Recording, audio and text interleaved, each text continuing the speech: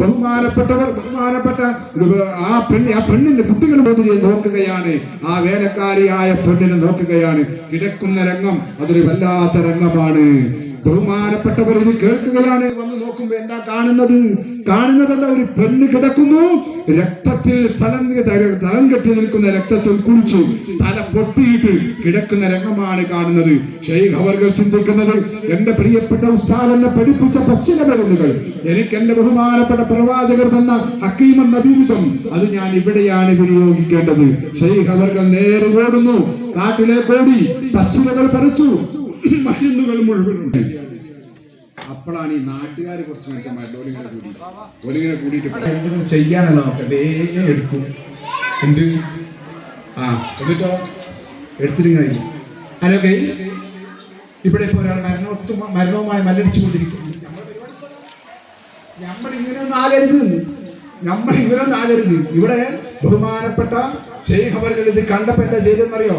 ഒരൊറ്റ ഓട്ടമാണ് പച്ചില വലിക്കാൻ കാട്ടിലേക്ക് ഓടി.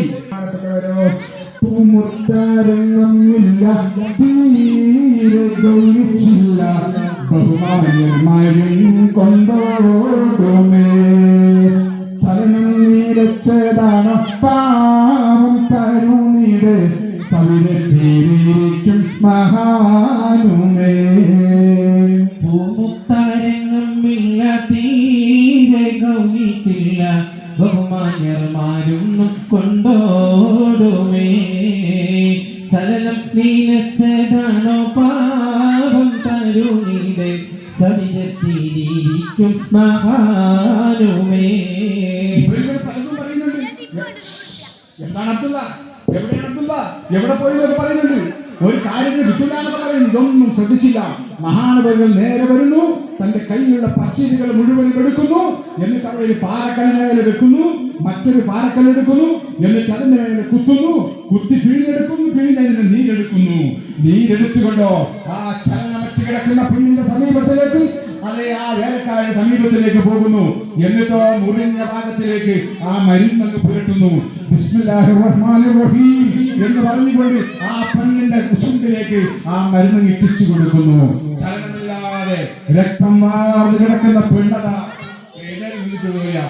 എന്റെ ചൂലവിടെ മൂപ്പത്തിയാറ് ചൂല ചെയ്യുന്നത്.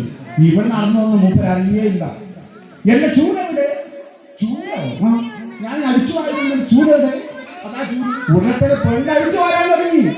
സുബ്ഹാനല്ലാഹ്, അതുവരെ കുറ്റം പറഞ്ഞ മനുഷ്യന്മാരെ